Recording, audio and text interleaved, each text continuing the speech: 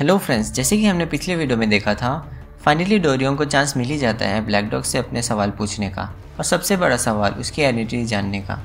Dorian black dog का mask उतारने ही वाला होता है कि तभी रोज़ा को पीछे से किसी के आने की आवाज़ आती है। वो स्पेशल पुलिस फोर्स के 2 ऑफिसर्स होते हैं। दोनों ट्विंस हैं, 16 साल के। लड़के का नाम मूनरियोंग कैंग है जिसके पास वाटर मैनिपुलेशन की पावर है, और लड़की का नाम चुनरियोंग कैंग है जिसके पास फायर मैनिपुलेशन की पावर है। रोज़ा उन दोनों को देखकर सोचने लगती है कि पुलिस ऑफिसर्स इतने छोटे कैसे। फिर वो सोचती है कि अब मैं क्या करूं, मेरा यहाँ से भाग लेना ही बेटर ऑप्शन रहेगा। ब्लैक डॉग वहाँ से फिर भाग जाती है। फिर वो ट्विंस भी उनके पीछे पीछे भागने लगते हैं। रोज़ा ने पहली बार उन दोनों को देखा है और शायद इसी वजह से वो ये बात भूल गई है कि वो टेलीपोर्ट भी हो सकती है। उन ट्विंस की बैक स्टोरी की बात करें तो जब ट्विंस 16 साल पहले पैदा हुए थे तब दोनों ने एक दूसरे का हाथ पकड़ा हुआ था। ये देखकर उनके पेरेंट्स बोलने लगे कि उन्होंने शायद हाथ इसलिए पकड़ा हुआ है क्योंकि चुनरियोंग और मूनरियोंग ये दोनों कपल्स के नाम हैं। ये सुनकर दोनों ही बच्चे अपना हाथ दूर कर लेते हैं। दोनों बच्चे अच्छे से बड़े होते हैं। फिर जब वो किंडरगार्टन में होते हैं तब एक ही टाइम पे दोनों की स्पेशल एबिलिटीज़ जागृत होती है। बट प्रॉब्लम ये होती है कि एलिमेंट्री स्कूल तक भी वो अपने पावर्स कंट्रोल नहीं कर पाते। एक बार लिटरेचर की क्लास थी, तब मूनरियोंग के बगल में बैठी एक लड़की देखती है कि मूनरियोंग की सीट के नीचे पानी गिर रहा है। तो वो लड़की को लगता है कि मूनरियोंग ने सुसु कर दिया है। फिर वो लड़की चिल्लाकर टीचर को बताती है। फिर टीचर उसे डांटती है और कहती है कि तुम्हें अगर सुसु जाना ही था तो मुझे क्यों नहीं बताया। मूनरियोंग को लगा कि उसने सच में पैंट में सुसु कर दिया है। फिर एक बार मूनरियोंग की क्लासमेट्स वाटरगन के साथ खेल रहे होते हैं। तभी सब उसके पास आते हैं और मूनरियोंग को उसके साथ खेलने के लिए पूछते हैं। इसके बाद स्कूल की ग्राउंड में इतना पानी भर जाता है कि बच्चे बह जाते हैं और बच्चे टीचर को हेल्प के लिए चिल्लाते हैं। उस हादसे के बाद से मूनरियोंग और भी ज़्यादा अकेला रहने लगा। दूसरी तरफ चुनरियोंग थी जिसकी वजह से पूरी क्लास में इतनी गर्मी होती थी कि सहना मुश्किल हो जाता था सबका, और उसके मुंह से आग निकलने की वजह से उसे स्कूल से भी निकाल दिया था। ट्विंस की स्पेशल एबिलिटीज़ की वजह से उनके पेरेंट्स परेशान थे और इसीलिए उन्होंने उन दोनों को special police force under training के लिए भेज दिया ताकि दोनों अपने पावर्स कंट्रोल कर सकें और उनका फ्यूचर करियर भी गारंटीड रहे। आज मिड टर्म एग्ज़ाम देकर वो दोनों स्पेशल पुलिस ऑफिसर्स बन गए हैं और हमेशा की तरह इस बार भी रोज़ा टेलीपोर्ट होकर गायब हो गई। दूसरी तरफ डोरियन भी हमेशा की तरह इस बार भी ब्लैक डॉग को पकड़ नहीं पाया। दूसरे दिन रोज़ा स्कूल जाती है। उसकी पेंसिल बेंच के नीचे गिर जाती है, जिसको उठाने के लिए वो नीचे झुकती है। तभी उसको स्टूडेंट्स की बातें सुनाई देती हैं कि आज डोरियन स्कूल आया है ताकि वो स्कूल को ब्लैक डॉग से बचा सके। ये सुनकर रोज़ा डर जाती है और सोचती है कि क्या डोरियन को पता चल गया कि मैं ही ब्लैक डॉग हूँ, पर ये कैसे हो सकता है। तभी कोई कहता है कि वो आ गया है। ये सुनकर रोज़ा और डर जाती है और अब वो क्या करे। तो उसको डोरियन का हैंकरचीफ मिलता है। फिर वो सोचती है कि सबसे पहले वो हैंकरचीफ ही लौटा देगी। अचानक से उसको पीछे से कोई बुलाता है और उसे नीचे से उठाता है। फिर वो सामने से पूछता है कि क्या तुम ठीक हो। रोज़ा एकदम से हैंकरचीफ लेकर कहती है, ये लो तुम्हारा हैंकरचीफ। और फिर वो रियलाइज़ करती है कि ये डोरियन तो नहीं है, लेकिन ये है कौन। दरअसल वो उसब है जिसका हाल ही में एडमिशन हुआ है। उसब वो हैंकरचीफ ले लेता है। रोज़ा उसको बताने ही वाली होती है कि तभी टीचर क्लास में आ जाती है और सबको सीट में बैठने के लिए बोलती है और फिर अटेंडेंस लेना शुरू कर देती है। रोज़ा और उसब साथ में ही बैठ जाते हैं। रोज़ा फिर उसे बीच में उसको बुला के कहती है कि उसब तुम्हें जो हैंकरचीफ दिया है वो तुम्हारी नहीं है, इसीलिए वो मुझे वापस कर दो। तभी टीचर उसब का नाम लेती है तो उसका ध्यान रोज़ा की तरफ नहीं जाता और फिर रोज़ा हैंकरचीफ लेने के लिए उसके सामने हाथ बढ़ाती है। उसब को लगता है कि उसका वो नंबर मांग रही है, तो वो अपना नंबर उसके हाथ में लिख देता है। ये देखकर रोज़ा शॉक हो जाती है। टीचर फिर रोज़ा पार्क का नाम लेती है, लेकिन वो जवाब नहीं दे पाती। इसकी बात की कहानी में दिखाया गया है कि पुलिस ऑफिसर स्कूल के पास आपस में डिस्कस करते हैं कि आखिर ब्लैक डॉग को कैसे पकड़ना है। जुंगी अपने जूनियर्स को बोलता है कि ब्लैक डॉग के पास टेलीपोर्ट होने की पावर है, तो अगर तुम लोग उसको पकड़ लो तो उसके साथ ही टेलीपोर्ट हो जाओगे। जूनियर्स ये सब सुनकर उनकी फट जाती है। जुंगी फिर उनको कहता है कि तुम दोनों बिल्डिंग ए की पेट्रोल करो और मैं बिल्डिंग सी की पेट्रोल करूँगा। डोरियोंग भी उसके साथ ही होता है कि तभी उसको पीछे से किसी की आवाज़ आती है। उसको ऐसा लगता है कि कोई आसपास है। वो कचरे के डब्बे के अंदर देखने लगता है। तभी जुंगी की नज़र डोरियोंग पे पड़ती है। वो पूछता है कि डोरियोंग, तुम क्या कर रहे हो? लगता है तुम्हारे दिन कुछ ज़्यादा ही ख़राब चल रहे हैं। फिर जुंगी उसको कहता है कि चलो डोरियोंग, तुम अपना ध्यान रखो, मैं बाद में मिलता हूँ तुमसे। और ये कहकर वो वहाँ से चला जाता है। डोरियोंग को वापस आवाज़ आनी शुरू हो जाती है। इस बार वो अपनी पावर यूज़ करता है और देखता है कि असल में वो रोज़ा है। असलियत में रोज़ा जुंगी से छुप रही थी। फिर डोरियोंग उसे पूछता है कि तुम यहाँ क्या कर रही हो? रोज़ा उसको फिर बताती है कि वो उसका हैंकरचीफ लौटाने के लिए आई थी, लेकिन वो हैंकरचीफ अब उसके पास नहीं है। वो पूछती है कि क्या वो दूसरा हैंकरचीफ खरीद दे सकती है। डोरियोंग उसको कहता है कोई बात नहीं, पर तुम क्या हैंकरचीफ के लिए मेरे से मिलने आई हो? ये बात तो तुम टेक्स्ट करके भी बता सकती थी, मैं खुद आ जाता तुमसे मिलने। और रुको, मेरे पास तो ये तुम्हारा नंबर भी नहीं है, क्या तुम अपना नंबर दे सकती हो? फिर वो अपना फ़ोन रोज़ा को दे देता है। ये सुनकर रोज़ा मन ही मन काफ़ी खुश हो जाती है। फिर वो अपना नंबर लिखकर दे देती है। तभी वो नोटिस करती है कि उसके हाथ पर उसने ने अपना नंबर लिख रखा है। वो झट से अपना हाथ पीछे कर लेती है और सोचती है कि काश डोरियोंग ने उसका हाथ ना देखा हो। डोरियोंग फिर कहता है कि थैंक गॉड तुम मुझे वापस मिल गई। दरअसल मैं तुमको थैंक यू कहना चाहता हूँ। कल मैं ब्लैक डॉग से फिर से मिला, पर मुझे डर नहीं लगा। ये सुनकर रोज़ा को लगा कि शायद डोरियोंग की मिसअंडरस्टैंडिंग क्लियर हो गई है, लेकिन डोरियोंग कहता है कि मैं बस कुछ सेकंड ही दूर था उसका मांस उतारने के लिए। ये सुनकर रोज़ा को गुस्सा आता है और वो अपना मुंह अपने कपड़े से छुपा लेती है। तभी डोरियोंग का नाम लेता हुआ जुंगी दूर से भागते हुए आता है। डोरियोंग रोज़ा को कहता है कि वो आदमी जो दौड़ते हुए आ रहा है वो जुंगी है, और डोरियोंग रोज़ा का नाम लेने ही वाला होता है कि तभी वो देखता है कि रोज़ा तो वहाँ से निकल गई। जुंगी डोरियोंग को कहता है कि तुम्हें क्या हुआ है आज? तुम मुझे डरा रहे हो, तुम्हें डॉक्टर के पास जाना चाहिए। डोरियोंग फिर उसको कहता है कि उसे कुछ नहीं हुआ है। फिर वो सोचने लगता है कि शायद रोज़ा थोड़ी शाय है, तभी वो वहाँ से भाग गई। उसको फिर याद आता है कि उसने रोज़ा के हाथ पर एक नंबर देखा था। दूसरी तरफ डायना अपने घर पर टीवी पर सीरियल देख रही होती है। रोज़ा जोर से उनको बुलाती है और कहती है, दादी आज मैं जल्दी सोने जा रही हूँ, गुड नाइट। थोड़ी देर बाद डायना रोज़ा के रूम में जाते हुए कहती है कि रोज़ा मुझे तुमसे बात करनी है। वहाँ जाकर देखती है कि रोज़ा तो अपने रूम में नहीं है। ये देखकर उनको गुस्सा आता है कि आखिर वो अपनी दादी से झूठ कैसे बोल सकती है। इसके बाद की कहानी में दिखाया गया है कि रोज़ा ब्लैक डॉग के कॉस्ट्यूम में बाहर निकलती है और मन ही मन सोचती है कि भले ही मेरे लिए ये इजी नहीं होगा, लेकिन मैं जितना हो सके अच्छा काम करने की कोशिश करूँगी। पता नहीं क्यों मैं जब कुछ काम करने जाती हूँ हमेशा सब खराब हो जाता है। ऐसा लगता है कि जैसे मैं किसी स्पाइडर वेब में फंस गई हूँ। ये सोच ही रही होती है कि तभी उसको उसके सामने एक मकड़ी दिखती है जो उसके ऊपर चढ़ जाती है, जिसको देखकर वो डर जाती है और ज़ोर से चिल्लाती है। इतने ज़ोर से चिल्लाती है कि आसपास के लोगों को उसकी आवाज़ सुनाई देती है। वो डर के मारे अपना मास्क खोल देती है कि कहीं वो स्पाइडर उसके मास्क के अंदर तो नहीं चला गया।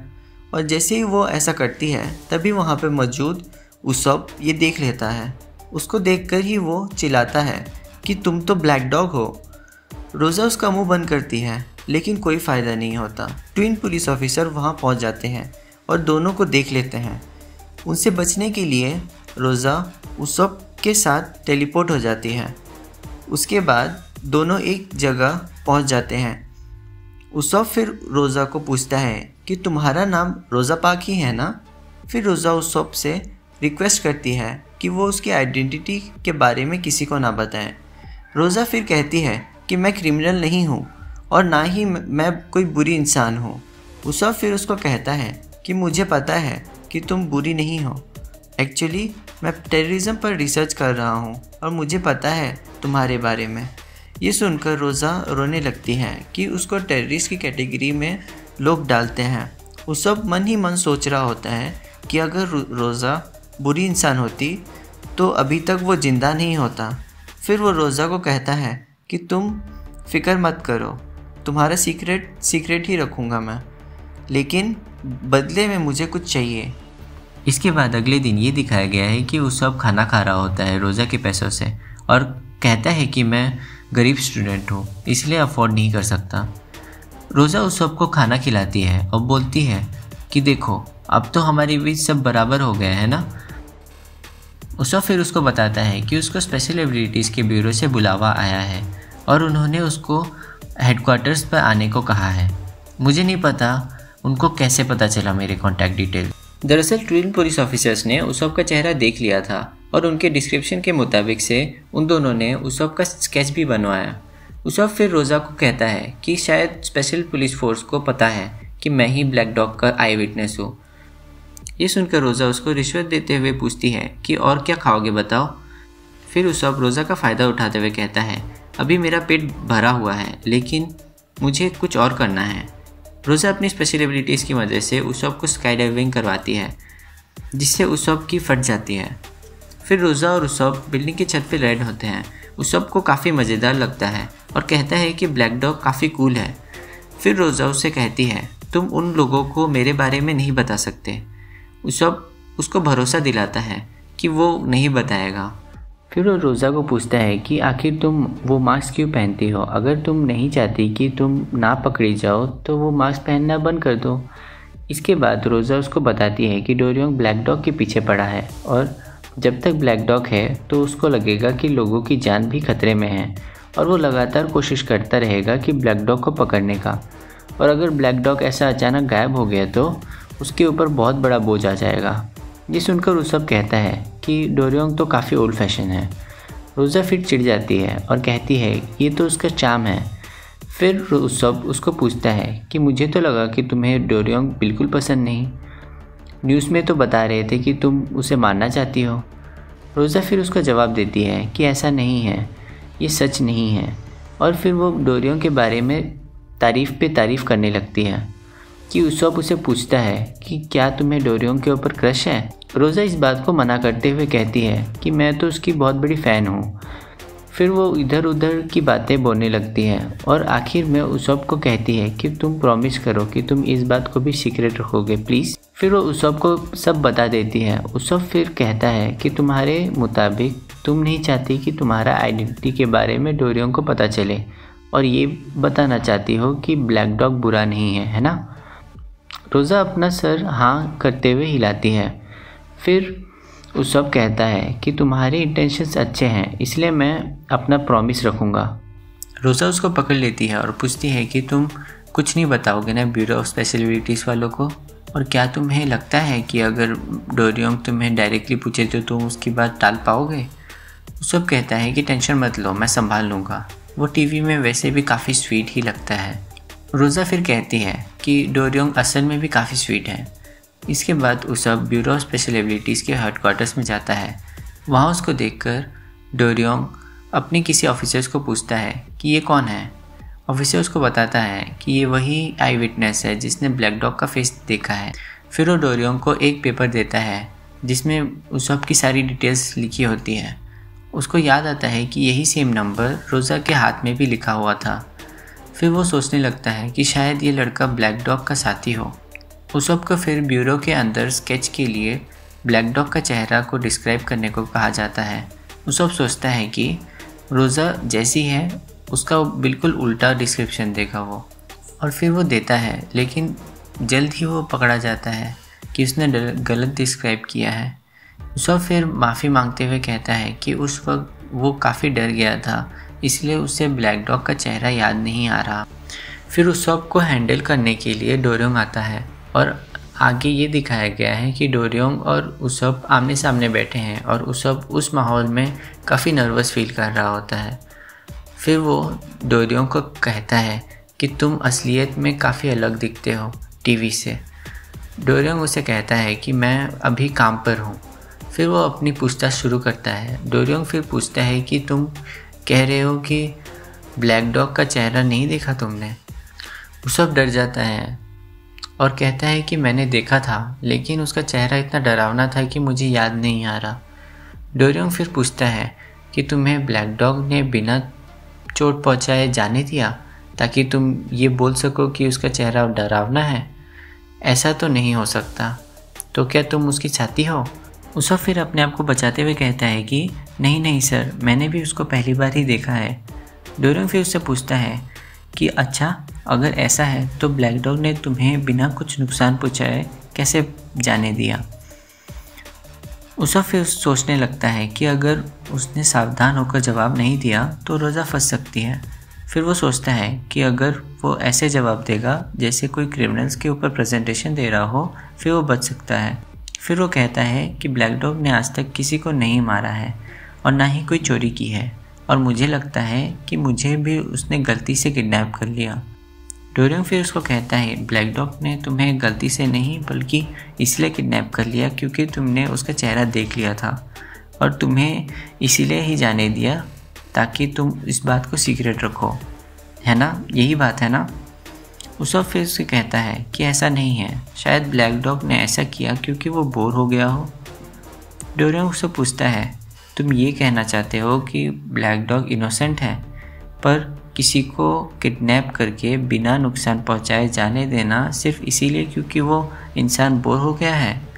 इसका मतलब कि ब्लैक डॉग साइकोपाथ है। उसब फिर मन में सोचता है कि रोज़ा, मुझे माफ़ करना, लेकिन यही तरीका बचा था मेरे पास। उसब फिर डर के मारे उल्टी सीधी बातें बोलने लगता है, ऐसे कि उसके पसीने निकलना शुरू हो जाते हैं। डोरियन फिर उसको कहता है कि तुम जाओ, थैंक यू कोऑपरेट करने के लिए। तभी उसब अपने पॉकेट से हैंकरचीफ निकालकर अपना पसीना पोंछता है। डोरियन हैंकरचीफ पहचान लेता है। वो गुस्से में खड़ा हो जाता है और सोचता है कि ये इसके पास कैसे आई। तभी उसब नोटिस करते हैं कि डोरियन हैंकरचीफ की बात कर रहा है। फिर वो कहता है कि ये तो मुझे एक स्कूल में एक लड़की ने दिया। फिर डोरियन गुस्से में मन ही मन कहता है कि वो मेरा है और मैंने ही उसको दिया था, तुमने उससे छीन लिया। उसब फिर कहता है कि मैं स्कूल में काफ़ी पॉपुलर हूँ और उस लड़की ने अचानक से मुझे ये दे दिया, क्या पता वो मुझे लाइक करती हो। डोरियन फिर उसको बोलता है कि उसने शायद इसीलिए दिया होगा क्योंकि तुम्हें पसीना आ रहा होगा। उसब फिर कहता है कि नहीं, उस दिन मुझे पसीना नहीं आ रहा था और लड़कियां वैसे भी इस ब्रांड का हैंकरचीफ यूज़ नहीं करती। फिर वो कहता है कि वैसे वो लड़की बता रही थी कि उसको किसी पर क्रश है, लेकिन उसने फिर मुझे ये हैंकरचीफ क्यों दी? क्या वो मेरा काटना चाहती है? मुझे लगा कि वो मेरे में इंटरेस्टेड है और इसीलिए मैंने उसे अपना नंबर दे दिया। डोरियन फिर उसब को मन ही मन कहता है, अच्छा वो तुम थे जिसने रोज़ा के हाथ पर अपना नंबर लिखा था। दूसरी तरफ रोज़ा डोरियन का नंबर देखकर सोचती है क्या मैसेज करूं, और फिर वो डोरियन को मैसेज करती है, क्या कर रहे हो? इसके बाद डोरियन उसब को थैंक यू बोलता है उसके कॉपरेशन के लिए और उसको जाने को कहता है। वहाँ से निकल के उसब चैन की सांसें लेता है और सोचता है कि उसने अपना बेस्ट दिया, अब वो इस बात के लिए रोज़ा से ट्रीट लेगा। वहाँ हेडक्वार्टर्स में सारे ऑफिसर्स आपस में बात करने लगते हैं और डोरियन की कलीग भी उसको बोलती है कि उसने जिस तरीके से विटनेस से बात करी वो सही नहीं था। डोरियन भी ये बात सोचता है कि आखिर उसने वैसे क्यों बात करी। तभी रोज़ा का मैसेज का नोटिफिकेशन आता है और वो पढ़ता है, और उसी वक्त उसकी कलीग भी उसको पूछती है कि डोरियन, क्या तुम्हें कोई पसंद आ गया है? इसके जवाब में डोरियन कहता है, नहीं, ऐसा कुछ नहीं है। उसकी कलीग फिर उसको कहती है, अगर वैसा कुछ नहीं है तो अपना फ़ोन दूर रखो। इसके बाद उनका सीनियर एक मीटिंग रखता है जहाँ पर सबको मौजूद होना ज़रूरी होता है। सब फिर सीनियर को पूछते हैं कि सर, हम अपना मिशन कहाँ से शुरू करें। सीनियर फिर सीसीटीवी स्क्रीन की तरफ देखता है कि कैसे कुछ लोग ब्लैक डॉग बनकर प्रोटेस्ट कर रहे हैं। जूंगी फिर पूछता है क्या ब्लैक डॉग के पास डुप्लीकेट करने की भी पावर है। सीनियर फिर कहता है कि इनमें से कोई ब्लैक डॉग नहीं है, ये सब उसके सपोर्टर्स हैं। मुझे सेन ने ये बात पहले ही बोली थी, पर यह होता देख डर लग रहा है। लेकिन से कहाँ है? फिर एक ऑफिसर बोलता है कि रास्ते में है वो। फिर कोई पूछता है कि सर, ये सब सपोर्टर्स हैं कौन? सीनियर फिर कहता है कि ये लोग सब छोटे मोटे क्रिमिनल्स हैं और सब ब्लैक डॉग की पॉपुलैरिटी से खुद को फेमस करना चाहते हैं। इसके बाद सारे क्रिमिनल्स प्रोटेस्ट करते हुए डोरियोंग हान का नाम लेते हैं और स्पेशल पुलिस फोर्स को ओपन चैलेंज देते हैं कि वो उनसे नहीं डरते। दूसरी ओर रोज़ा ये देखकर रोने लगती है कि डोरियोंग ने उसका मैसेज पढ़ने के बाद भी रिप्लाई नहीं दिया। तभी उसकी दादी वहाँ आती है और रोज़ा को देख पूछती है कि तुम क्यों रो रही हो। फिर रोज़ा अपनी दादी से पूछती है कि दादी, अगर मैं किसी को मैसेज करूँ और सामने वाला इंसान उससे पढ़कर रिप्लाई ना करे, इसका मतलब यही होता है ना कि वो मुझसे तंग आ गया है। फिर दादी गुस्से में रोज़ा का फ़ोन लेती है और कहती है किसी का मैसेज पढ़ने के बाद भी रिप्लाई नहीं देना रूड होता है, चाहे तुम कितना भी बिजी क्यों ना हो, फ़र्क नहीं पड़ता। फिर वो गुस्से में डोरियोंग को मैसेज लिखती है कि बास्टर्ड, तुम्हें समझ नहीं आता मैसेज पढ़ने के बाद रिप्लाई देना होता है, ये प्रॉपर मैनर्स होते हैं। मूर्ख, मुझे अगर तू कहीं रास्ते में दिख गया तो मैं तुझे बहुत मारूंगी। फिर रोज़ा अपनी दादी को रोकने की बहुत कोशिश करती है। दूसरी तरफ ब्लैक डॉग के सपोर्टर्स हर तरफ तबाही मचा रहे होते हैं और कुछ क्रिमिनल्स पिज़्ज़ा शॉप में घुसकर तोड़फोड़ करने लगते हैं। तभी मोरियो अपने फेवरेट पिज़्ज़ा शॉप को टूटता हुआ देख बहुत गुस्सा हो जाता है। फिर वो ब्लैक डॉग के सपोर्टर्स को पानी से अटैक करता है, जिससे सब बह जाते हैं और डोरियोंग के पास आ गिरते हैं। डोरियोंग सबको अपनी पावर से हथकड़ी पहना देता है। फिर वो लोग देखते हैं कि डोरियोंग वहीं बैठा है। ये देखकर वो डर जाते हैं। फिर वो देखते हैं कि डोरियोंग का ध्यान तो नहीं है उन पर। डोरियोंग फ़ोन में देखकर बोलता है, तुम बिज़ी हो? फिर क्रिमिनल्स लोग कहते हैं नहीं। फिर डोरियोंग उन क्रिमिनल्स से पूछता है कि किसी ने अगर तुम्हें क्या कर रहे हो मैसेज किया तो वो उसका रिप्लाई क्या करे। उनमें से एक क्रिमिनल कहता है, अभी तुम काम पर हो ना, तो बस वही बोल दो। फिर डोरियोंग कहता है कि ऐसे बोलने से सामने वाले के पास तो कुछ नहीं रहेगा बोलने को। पीछे से फ्लोट करता हुआ एक क्रिमिनल रोज़ा का मैसेज पढ़ता है और कहता है कि देखो, उसने मैसेज एक इमोजी के साथ दिया है, तो तुम्हें ऐसा रिप्लाई देना चाहिए जिसका वो भी रिप्लाई कर पाए। एक काम करो, तुम लिखो, मैं ड्यूटी पर हूँ, तुम क्या कर रही हो। फिर एक क्रिमिनल कहता है, अगर तुम्हें वो पसंद है तो तुम्हें एक कदम और बढ़ाना पड़ेगा। तुम उसको रिप्लाई करो कि मैं अभी ड्यूटी पर हूँ, बाद में मिलना चाहोगी। डोरियोंग चौंक जाता है और कहता है कि नहीं, वो सिर्फ मेरी दोस्त है। तभी क्रिमिनल पूछता है कि एक दोस्त को रिप्लाई करने के लिए इतना कौन सोचता है। उनकी बातें सुनकर डोरियोंग रोज़ा को रिप्लाई कर देता है कि अभी मैं काम पर हूँ, क्या हम काम के बाद मिल सकते हैं। रोज़ा डोरियोंग का मैसेज देखकर खुशी से कहती है कि चलो, शुक्र है इसका मैसेज आ गया। उसकी दादी दूर से पूछती है कि क्या रिप्लाई आ गया उसका, जिसका जवाब रोज़ा ना में देती है। फिर वो सोचने लगती है कि अब वो रिप्लाई क्या करे। इसके बाद उसके ख्याल में उसब आता है। फिर तुरंत रोज़ा उसको मैसेज करती है। उसब वहाँ पर होता है जहाँ क्रिमिनल्स लोग आतंक मचा रहे होते हैं और ये देखकर वो हैरान रह जाता है। तभी उसको रोज़ा का मैसेज आता है, उसब मुझे हेल्प चाहिए। और तभी उसब के सामने एक मास्क के साथ पूरा सर ज़मीन पर गड़ा दिखता है। उसब रोज़ा को ज़मीन में गड़ा देख शॉक हो जाता है और सोचता है कि ज़मीन के अंदर से रोज़ा ने उसको मैसेज कैसे किया। इसके बाद की स्टोरी देखने के लिए लाइक और सब्सक्राइब जरूर करना। एम करते हैं 500 लाइक्स के लिए। This is Uday signing off.